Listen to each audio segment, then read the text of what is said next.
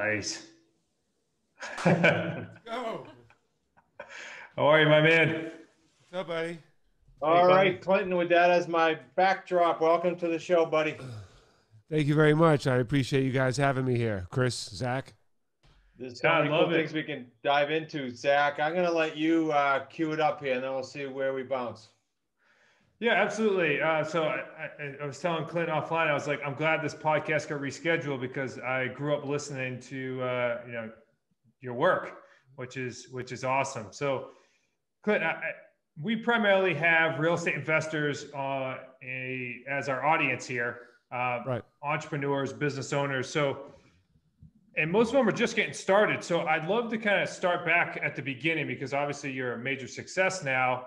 So let's talk about maybe some of that beginning stuff, if you don't mind. Sure. How far back do you want to go? Do you want to go to like my childhood and what made me who I am? Do you want to go to my beginnings of understanding this is what I want to do for a living? Do you want to go through the struggle of how I got to become successful? Like which part? Because it's a long story, guys.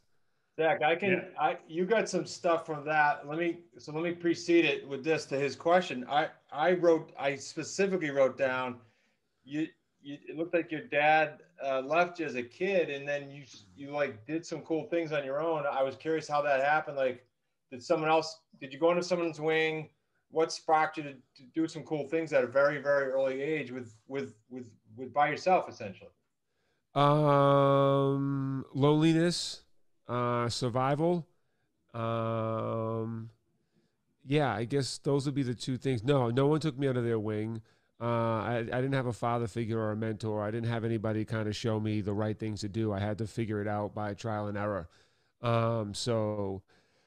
Yeah, I mean, basically, when I first started off, again, like I'm not sure how far back you want to go or how much your audience cares to hear, but when I decided that I wanted to be, I didn't want to be a loser, even though like the things I did ultimately made me a loser because being a thief is being a loser, right? But like when I didn't want to like be broke and I didn't want to be the kid with no name clothes, I didn't want to be like the lonely dude and stuff anymore. It was kind of like, what do I do to start building what I want to build, which is better than what I had. You know, I was born into a broken home, broke, but that doesn't mean that I'm broken. That was the beginning of my mentality of like, all right, I got to figure life out. When I was young, like I said, I was lonely. I was sexually abused. My dad left. My mother worked two jobs. We were broke. So it was really just, you're kind of like almost, no disrespect to my mom, but like you almost got to figure out life on your own.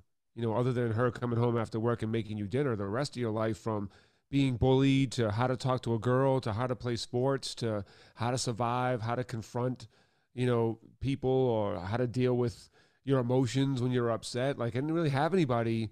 I didn't have anybody to really tell me like, well, man, this is life and this is how you have to deal with it. I just had to figure it out. Yeah, I could definitely relate to you there. I mean, my father wasn't really around, and I had a single mother that worked at Lowe's. So I can totally understand where you're coming from, and I appreciate the vulnerability here, Clinton. So as your life continued to progress, and you're trying to find your way through, I mean, you then start into this DJ world, right? You start to become a DJ, and I'm sure at the beginning you were a struggling DJ. So if there's somebody brand new just starting to get involved in any aspect, could be real estate or DJing, Yep. what were some major challenges that you faced breaking into that world, and how were you able to overcome them? The biggest challenge I've had throughout my entire career is making people be able to see what they can't see. And early on, what they couldn't see was that I was dope as shit. So I had to like make them see that, but in a way that wasn't pompous or conceited, but in a way that I knew.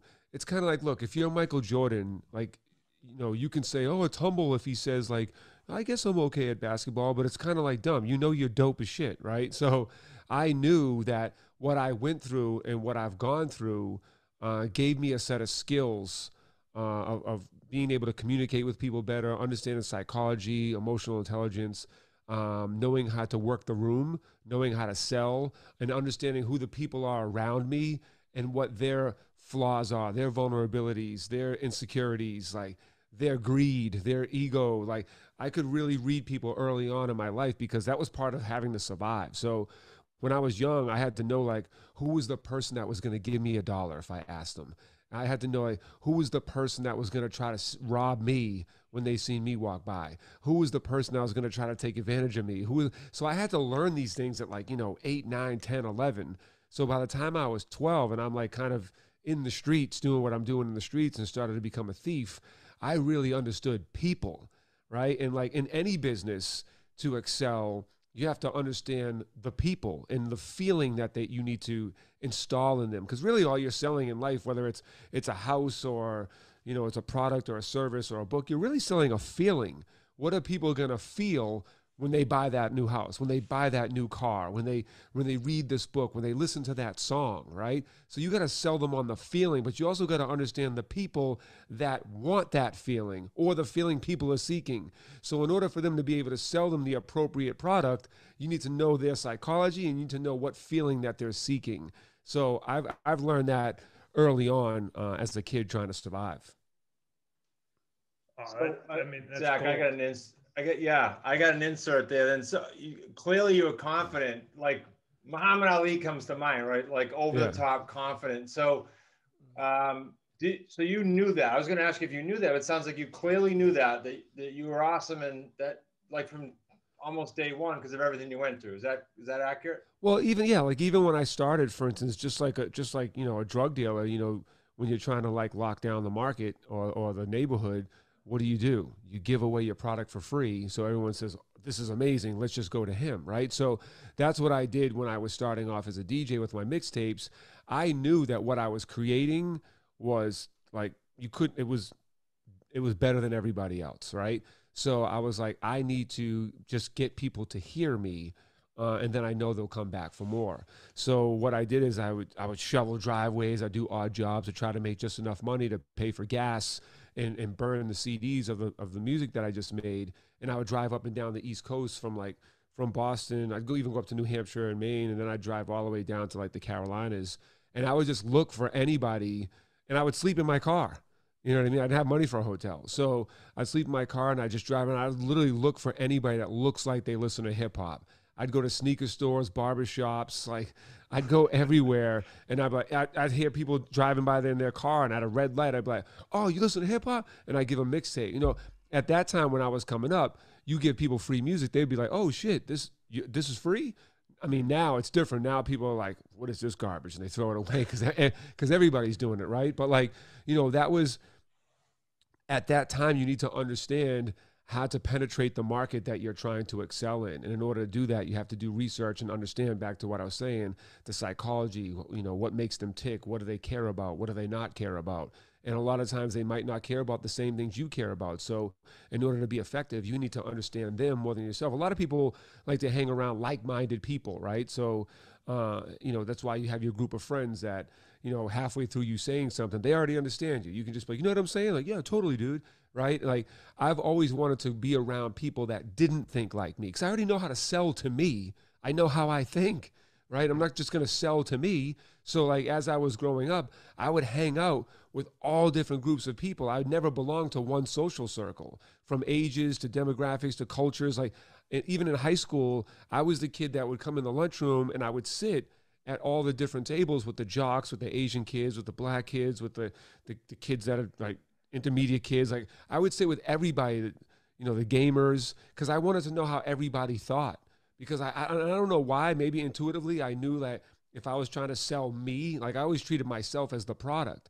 If I was selling me, then I needed to know how to relate to all of these people, which is why I've always been, even throughout my career, I just made a post today, like with me with Fall Out Boy, right? Then you look at a picture of me and Rick Ross. Then you look at a picture of me and Trevor Noah. Then you look at a picture of Julian Edelman. And you're just like, how do you know all these people? And the reason why I'm able to get in all these rooms and build relationships with all these people is because I understand how everybody thinks. So like you're saying, with real estate, some people, if you take a real estate agent, for instance, which we all know, like a car salesman for the most part, I'm just trying to get houses off.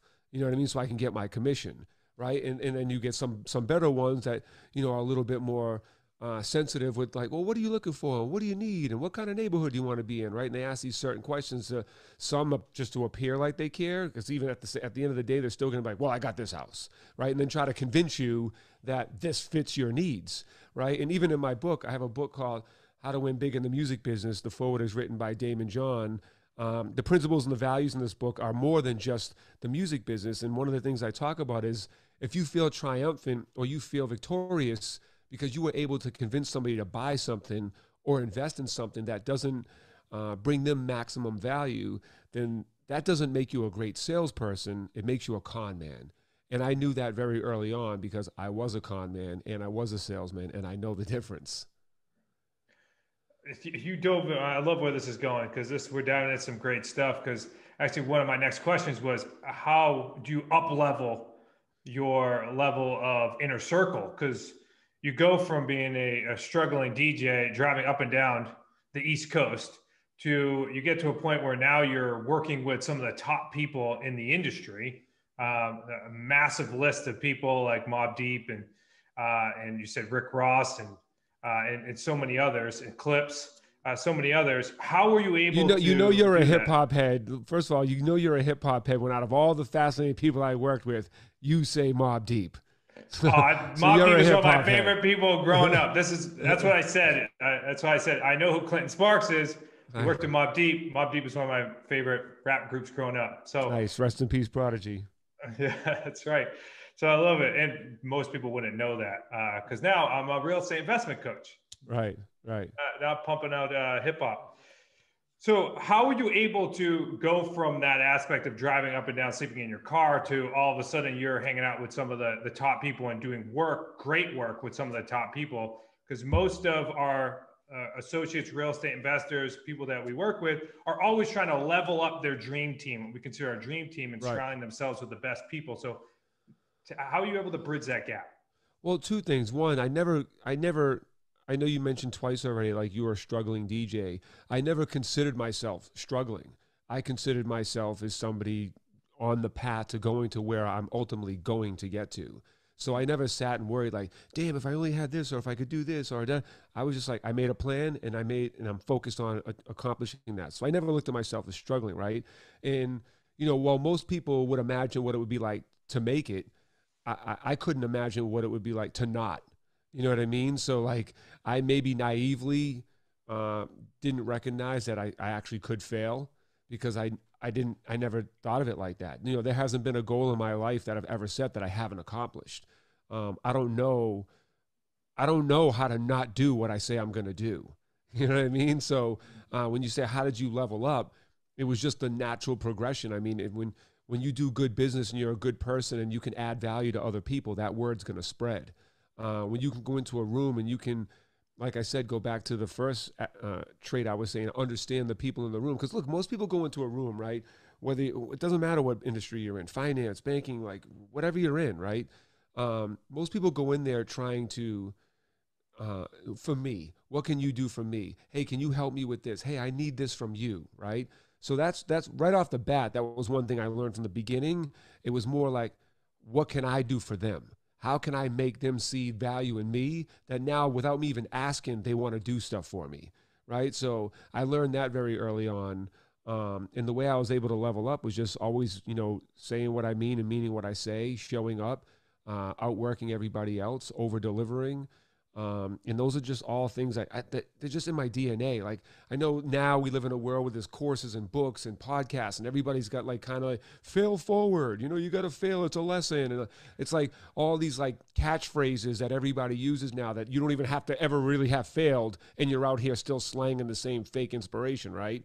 But like, that's really what I did my whole entire life. And I've never really talked about it because even like with my crime, like when I was coming up in hip hop, as you know, I could have said, oh, I stuck these people up, I robbed these places, or I stole these cars, or I ran these scams, and I did all this I could have got stripes. You know what I mean? In the street, they would be like, yo, this dude's real. But like, to me, that was really whack. You know what I mean? Like, to me, real is like, if I'm doing that shit, I don't got to tell you about it. I'm just going to take the lessons I learned from it and apply it to accomplishing the goals that I'm trying to accomplish. And if you're not going to judge me on the merit of me, the man that I am, or the talent that I have, then do I really want to work with you? That's the real question. You know what I'm saying? So I'm not going to spend my time trying to convince you that I'm worthy or that I'm good. My talent will speak for myself, and the man that I've become and decided to be. If that's not the kind of man you want to associate with, then I'm not going to force it. Who wants to be with a girl that doesn't think you're attractive or loves you? You don't.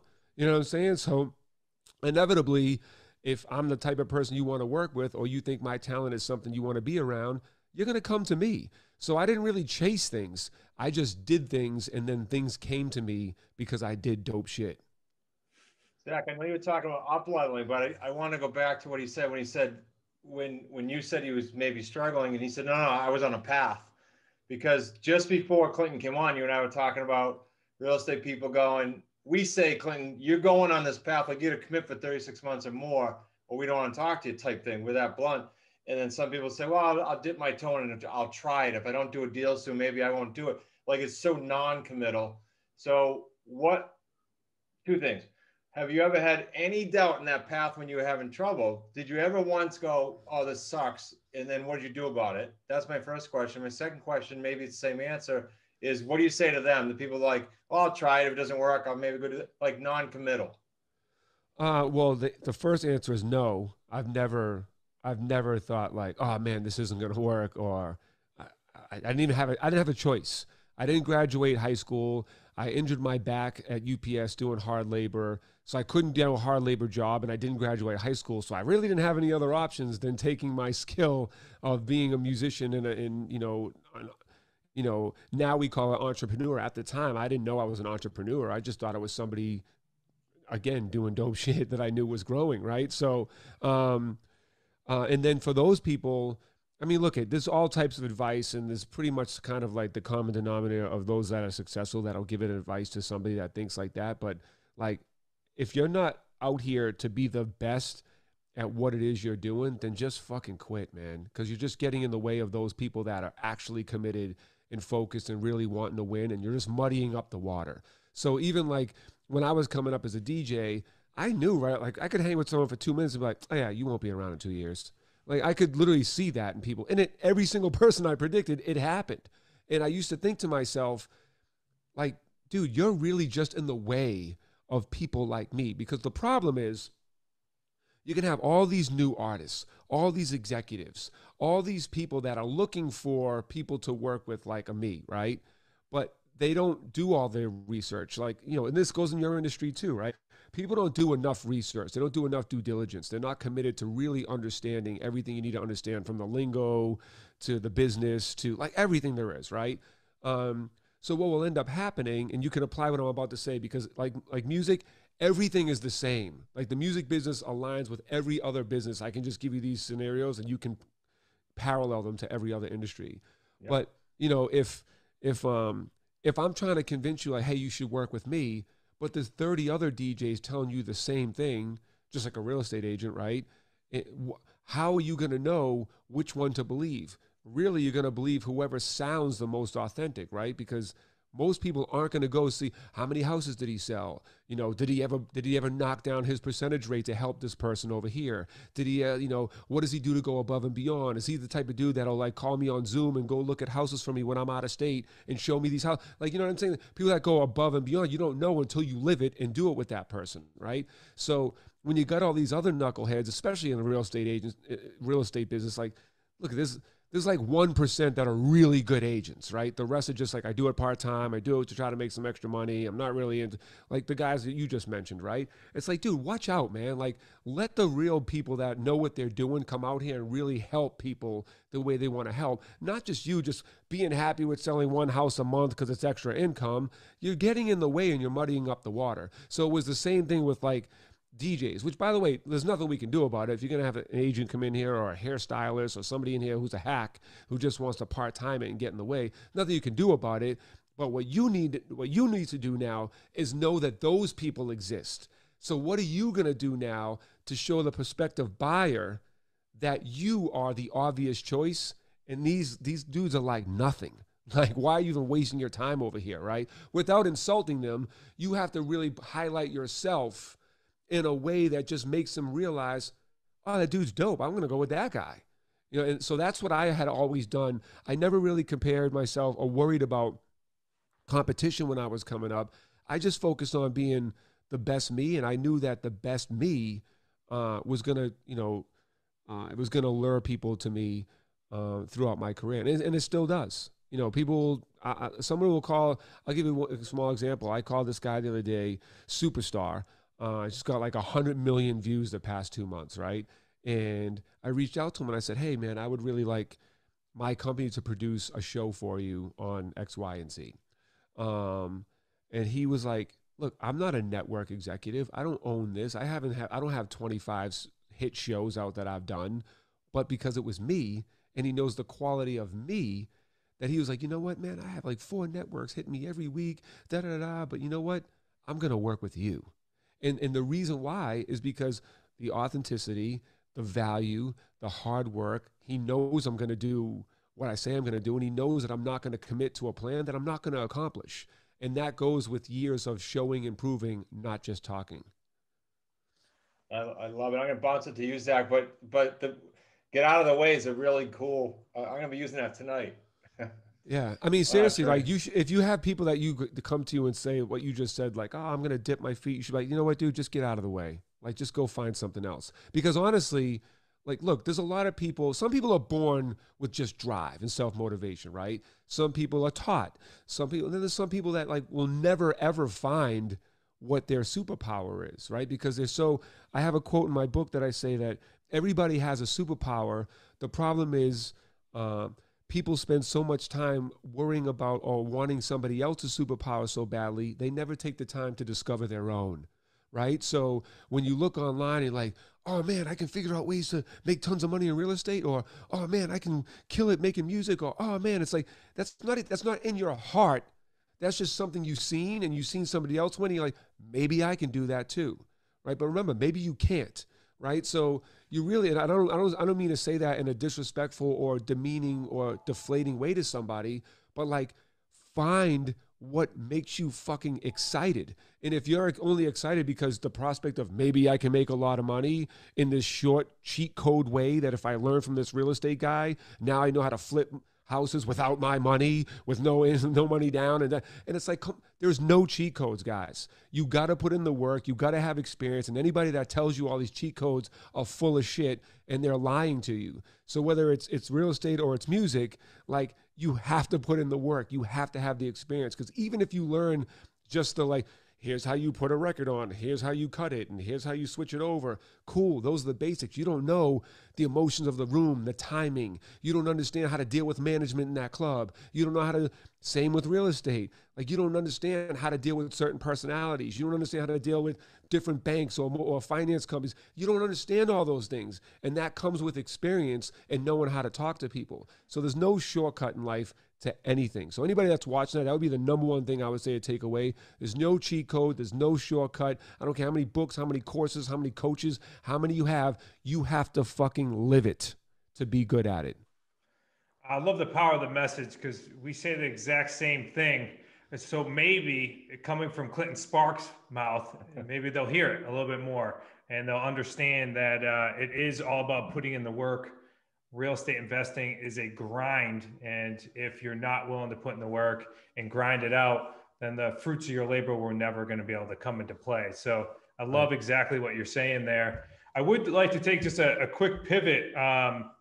Because a lot of our real estate investors now are starting to build out teams. And you were able to, it was probably, I don't know, was that 14 years ago or 15 years ago? You're able to go ahead and attract like a DJ Snake who ends up blowing up and connecting with Little John and all of that as well. And if you're listening and you don't understand exactly what I'm talking about when I'm talking about hip hop, that's okay.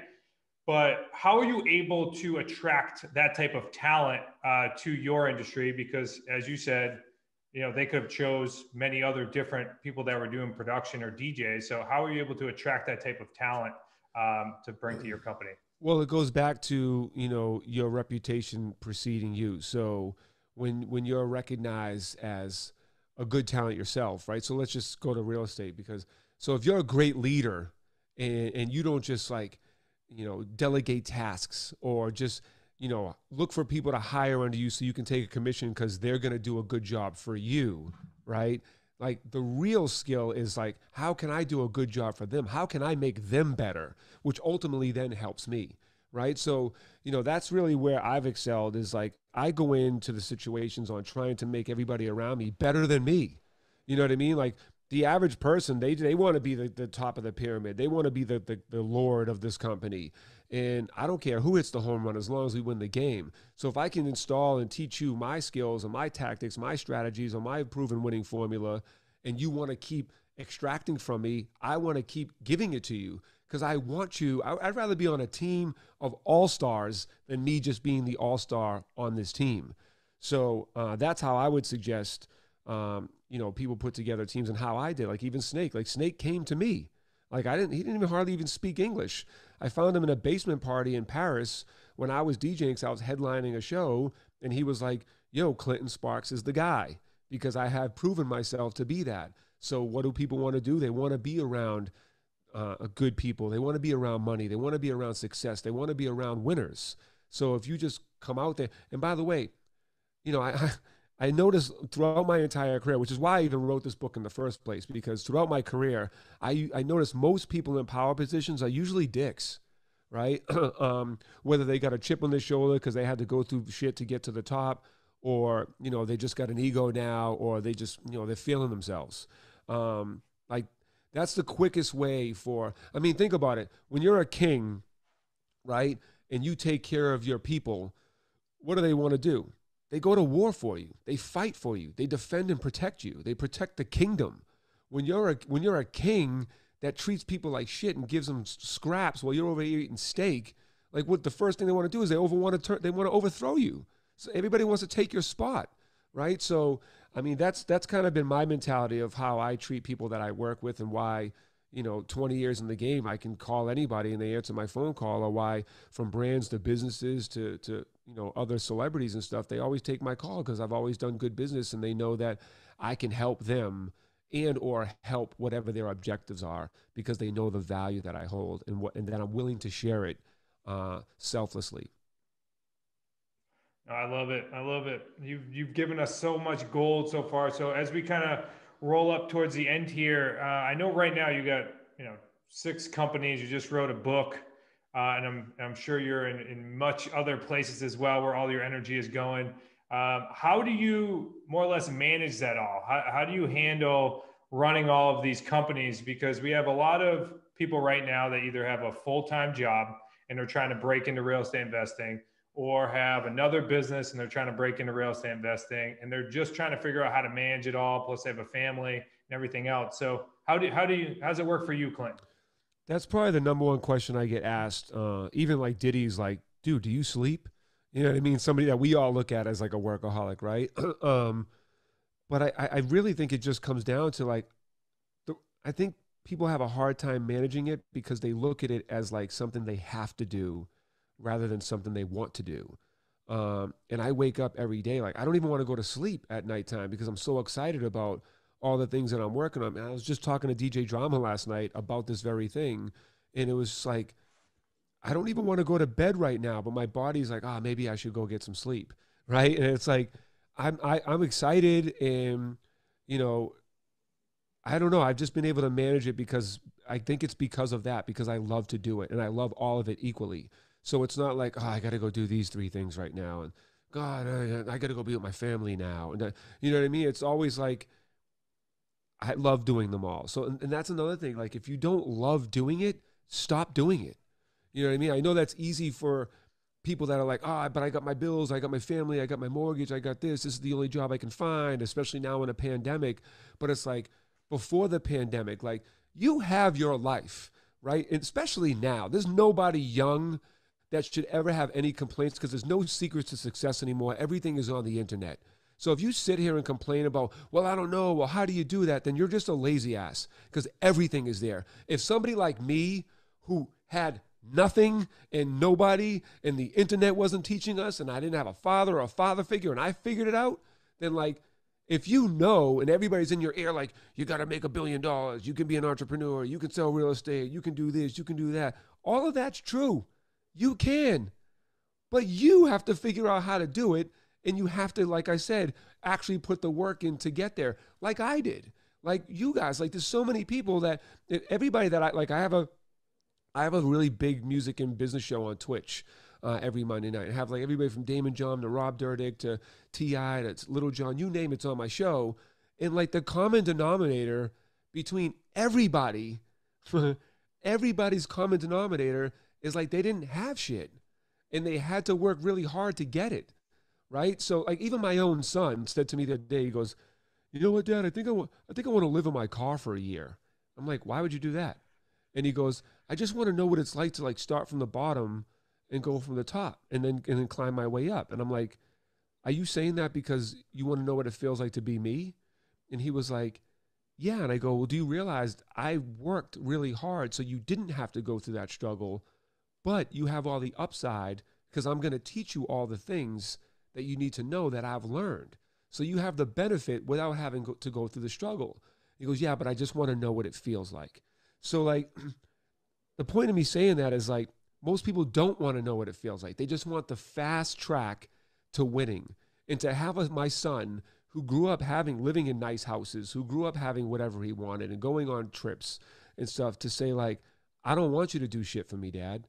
Like, I know that you're a safety net and I know if I fail that I always have you to fall back on, but I want to go out here and feel what it feels like to have, you know, saltine and mustard cracker sandwich for dinner. You know what I mean? And I'm like, yeah, but you know something, son? You'll never feel what I felt because I didn't know what tomorrow was going to be. You know, you have me to fall back on. You know what I mean? So, you know, I guess the lesson in that is like, you know, people need to really go through, you know, then you have other people, you know, you'll have people that go through the struggle that become successful. And then you'll have other people that didn't have to go through the struggle. So they don't have what's installed in me because of that. So they may look at it like, well, I don't know how to do those things because I didn't have the desperation that you had, or I wasn't abused and I didn't have those things.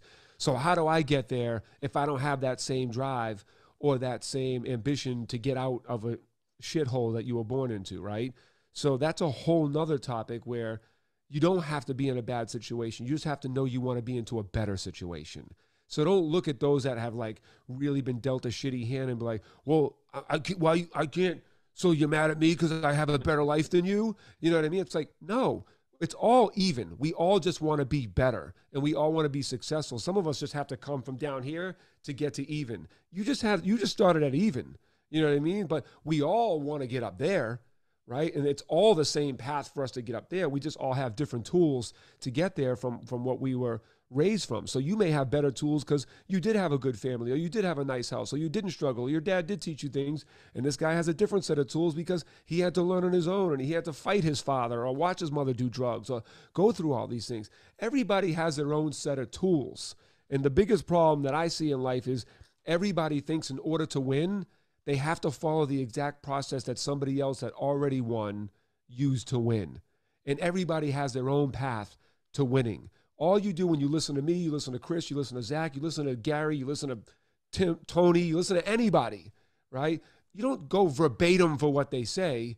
It's like the Bible, right? It's like basic information before leaving Earth, right? You just take the lessons and you filter through it and you apply it to yourself. And how does this connect with me? And how do I take the lesson and I run with the ball down the field now to get to the same end zone that guy did? Because you don't know what Chris went through to get to where he's at. You don't know who he knew, who he paid, you know, his you know, wins, losses. You don't know those things. So you can't look at him and just say, well, he's doing this that great because of this A, B, and C. No, you're missing D, E, F, G, H, I, J, K, L, M, N, O, P. Like you're missing all of the rest of it.